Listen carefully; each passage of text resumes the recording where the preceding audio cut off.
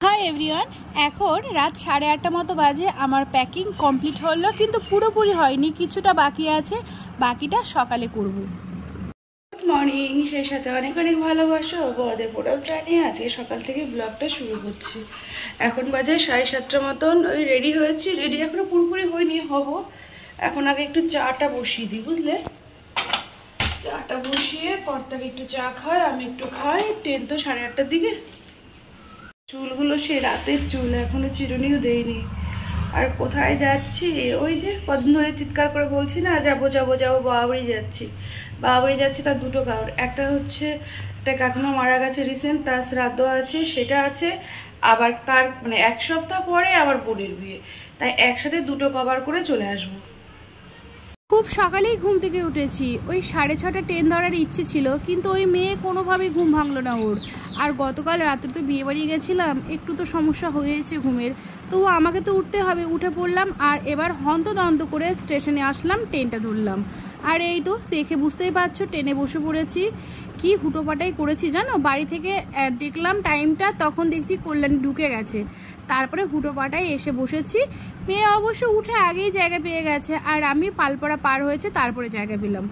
এবার নেমে গেছি কৃষ্ণনগর। কৃষ্ণনগর আসলে আমার মেয়ে লুচি খেতে হবে। বললাম ঠিক আছে, তাহলে নিয়ে নাও, প্যাক করে নিই, বাসে বসে খাবো, নাহলে না দেরি হয়ে যাবে। আর রোদ গরম হচ্ছে না বাবা, এই গরমে বেরোনো কি চারটেখানে ব্যাপার। তবুও এখন 9:30 মতো বাজে, 8:30টায় ওখান থেকে বেরিয়েছিলাম। এখন কৃষ্ণনগর স্টেশন পার করছি।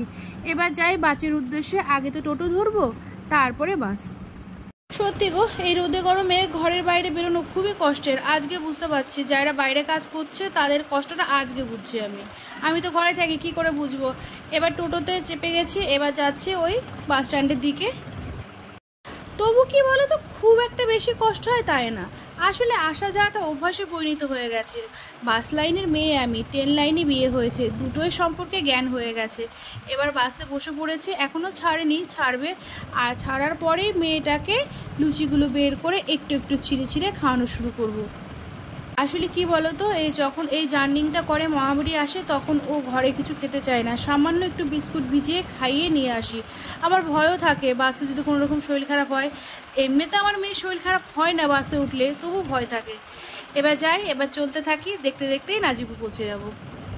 বললাম না দেখতে দেখতে পৌঁছে যাব, কিন্তু যতটা সহজে দেখতে পাচ্ছ অত তাড়াতাড়ি কিন্তু পৌঁছায়নি, প্রায় 2 ঘন্টা সময় লেগেছে। এই হচ্ছে আমার নাজিরপুরের বাস স্ট্যান্ড, আমার জন্মভূমি, আমার শহর, আমার গ্রাম, সবটাই এটা। এই রাস্তা ধরে ওই রাস্তা ধরে এখানে আমি কত সাইকেল চালিয়ে চালিয়ে স্কুলে এসেছি, পড়াশোনা করেছি। আর এই দোকানগুলো এখন তো অনেকটা উন্নত হয়েছে, আগে এতটা উন্নত ছিল না। দেখেছো কতটা বোকা আমি, সময়ের সাথে তো পরিবর্তন হবেই। আর ওই দেখো আমার ভাই ঠান্ডা নিয়ে চলে আসলো। আমি আগেই বলেছিলাম মিষ্টি নিতে হবে না, একটা কোল্ড ড্রিঙ্কস নিয়ে যাই। এই রোদ গরমে কোল্ড ড্রিঙ্কসটাই ঠিক আছে, কি বলো? এবার একটু হেঁটেই ভাইয়ের দোকান, ভাই দোকানটা বন্ধ করে দিল। আর আমাদের দোকানের নাম সুদীপ বিল্ডার্স। এবার দাঁড়িয়ে আছে ভাইয়ের জন্য, ভাই একটু বাইকটা আনতে গেছে। সামনে না একটা গাছপালা নেই, ওই একটু দূরে বাইকটা রেখে দেয়, তাহলে বাইকটাও ঠান্ডা থাকবে।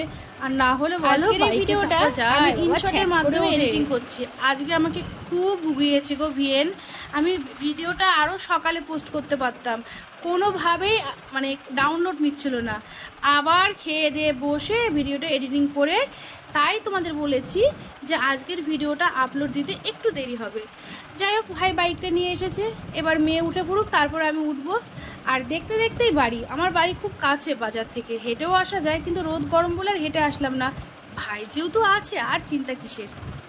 চলে আসলাম রোদে গরমে, বাইরে একটু তাপে পুড়ে, ঘর সংসার ছেড়ে আমার বাড়ি চলে আসলাম। এটাই আমার বাড়ি গো। নিজের ঘরে এসে কি শান্তি, কি শান্তি। আমার মেয়ে তো এক লাফ দিয়ে খাটে উঠেই আগে বসে পড়েছে। এখানে স্নানের মেলা হয়েছিল কিছুদিন আগে, তখন মা এই পুতুল খেলনা একটা মানে ফুলের ঝুড়ি কিনে রেখেছিল, সেইগুলো আমার মেয়ে দেখাচ্ছে। আমিও ভাবলাম তাহলে একটু ক্যামেরাটা করি, দেখাই একটু তোর কী কী এনেছে তোর জন্য। আর এই হচ্ছে আমার মা।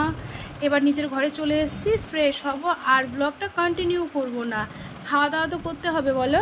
তাহলে আজকের মতো ব্লগটা এখানেই শেষ করছি। আর ভিডিওটা ভালো লাগলে অবশ্যই শেয়ার করো, সে সাথে অবশ্যই কমেন্ট করো। আর যারা প্রতিদিন আমার ভিডিও ফলো করছো তাদেরকে জানাই অসংখ্য ধন্যবাদ, আর যারা নতুন তাদেরকে জানাই মোস্ট ওয়েলকাম।